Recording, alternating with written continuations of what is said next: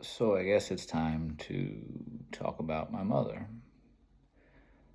It's kind of a complicated topic, subject, person. Uh, my mother's name is Vicki Renee Alexander. She married my father and she became Vicki Alexander Dillon. She was born and raised in Alabama. Her parents divorced when she was young. She has one older sister. Well, she had one older sister named Debbie, and Debbie passed away. It's about 2 years ago. When Debbie was younger, she was a absolute hellion. Drug addict, in and out of jail. So there was a lot going on there.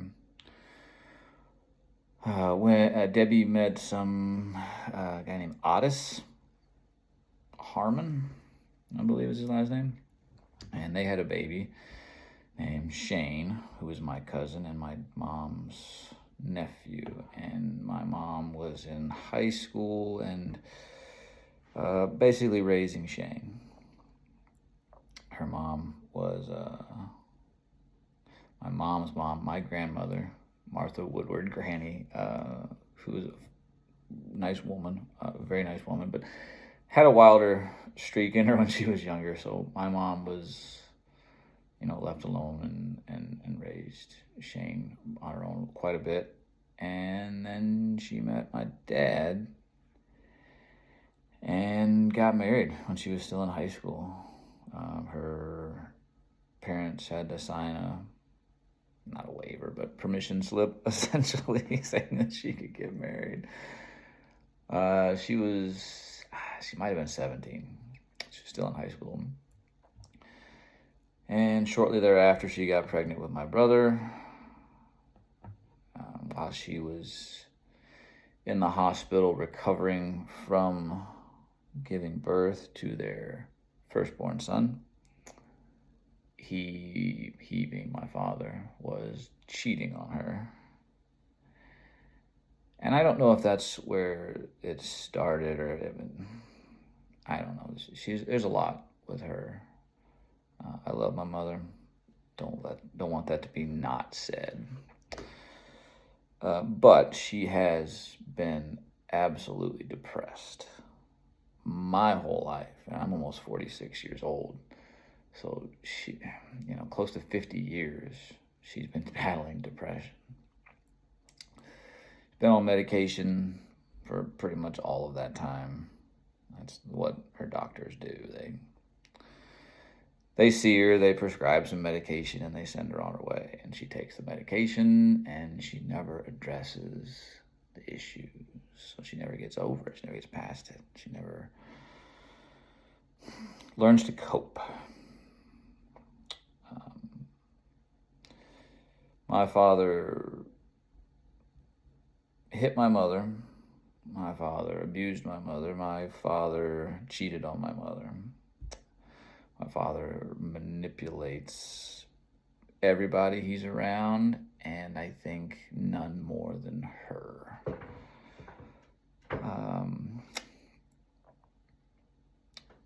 And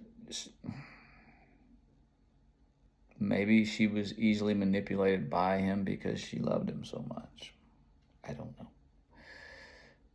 That's kind of my theory, but I don't think he returned that love, at least not that respect.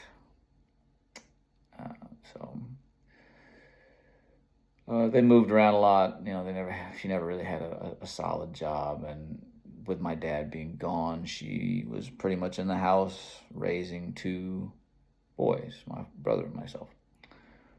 And that wasn't easy because we fought a lot, and like I said, Wes was dealing with depression and suicidal thoughts, and he was in and out of the hospital himself.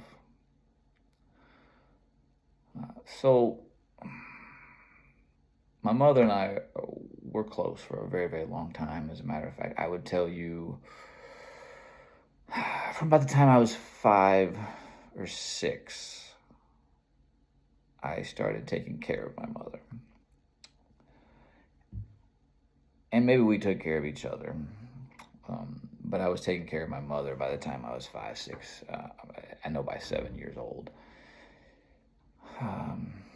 She's a very nice woman. She's beautiful, very nice, had a good attitude, good personality. She was depressed, but when she was in a good mood, when she was happy, man, it was great. And I truly, truly believe she did the best she could do. I also truly believe that the love of her life is my father. And that is what her life has revolved around for, 50 years. No matter what he's done or what has been, or what she's done to him. She's not innocent in all this.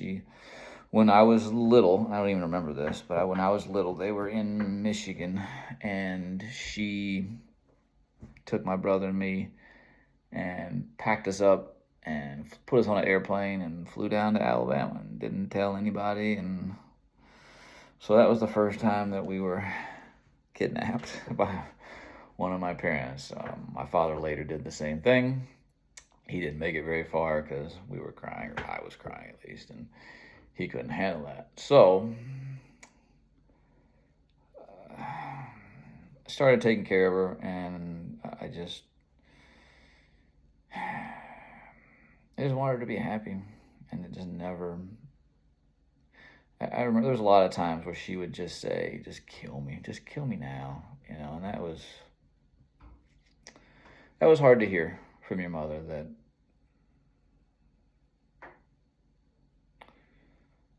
she would just rather die than to exist and live and be to be my mom, So that was tough. Love her very, very much. Wish nothing bad on her. Never have, never will. When they would separate, she would call. She had me change the locks on the house one time when he was arrested and put in jail. He also called and had me bail him out. And then he got pissed that I had changed the locks.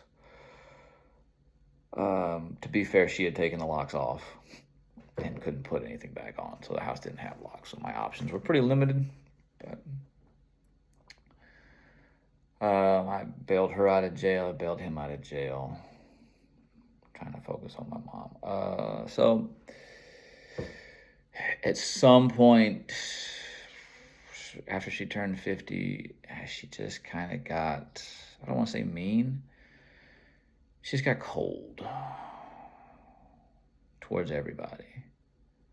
Very easily irritated, noticeably irritated, didn't care to be around people in general. And I think she's kind of gotten over that.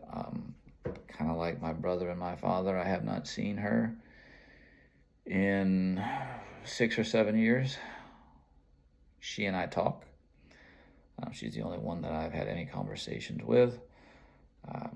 She'll call on the phone, or I'll call her. We talk a handful of times a year. I wouldn't say once a month, but probably once every other month on average. And it's just always the same. It's just always what's happening, what problems she's dealing with, and she just wants somebody to talk to. And I wish she would move up here, but she won't, because she's still taking care of her mom. Granny, my grandmother, her mom, is 90-something years old and has pretty bad dementia. So my mom is still in Alabama living with my father, and she takes care of her, And I don't think she drives anymore. According to her, she's not allowed to drive. I don't know who said that. Probably my dad. But so that's the short and skinny of it. Like I said, a beautiful woman. She was absolutely gorgeous. And had a fantastic personality, or just a soul that you could see. She was beautiful. couldn't handle life, couldn't handle the things that happened, and so she's just been on medication for her entire life. So I love her, like I said a couple times, but I think it's best that I'm not around her and she's not around me. When we left, like I said, 6, 7 years ago, I haven't seen her. In a way, I thought I was doing both of my parents a favor. I was doing them a favor and my children a favor because they had good memories and good interactions with their grandparents. And I didn't want that to be ruined, you know. And I knew eventually it would be. So in my head, I was doing everybody a favor, but I'm sure they don't see it that way.